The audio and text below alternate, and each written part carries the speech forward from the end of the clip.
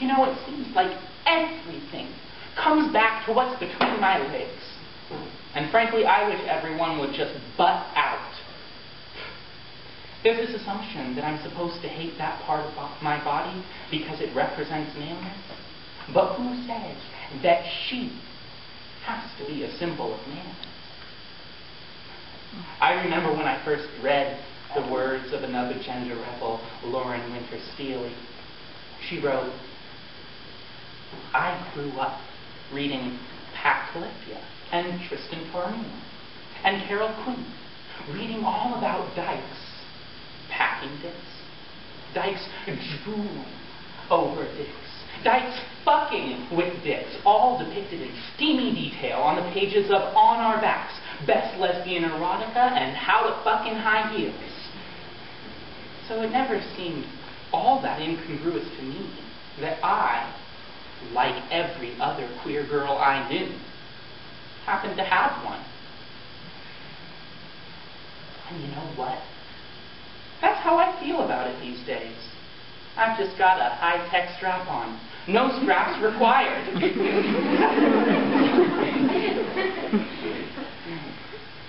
And that's a great place to be. It feels really good being at home in my own body.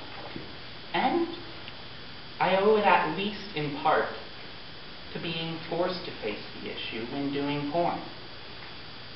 That's why it's so hard to be in feminist spaces that see sex work as inherently vile. I mean, there's a lot of degrading and exploitative jobs out there. What makes sex work so special? You know, despite everything else, in the sex industry, I have my gender respected and valued in ways that no other job compares. No one ever got my pronouns wrong. I can't even say the same thing about most queer organizations that I volunteer with.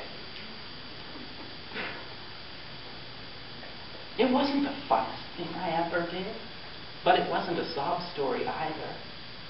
I later went back to do another shoot, and it wasn't nearly as bad the second time around. In fact, now I think I want to make my own porn.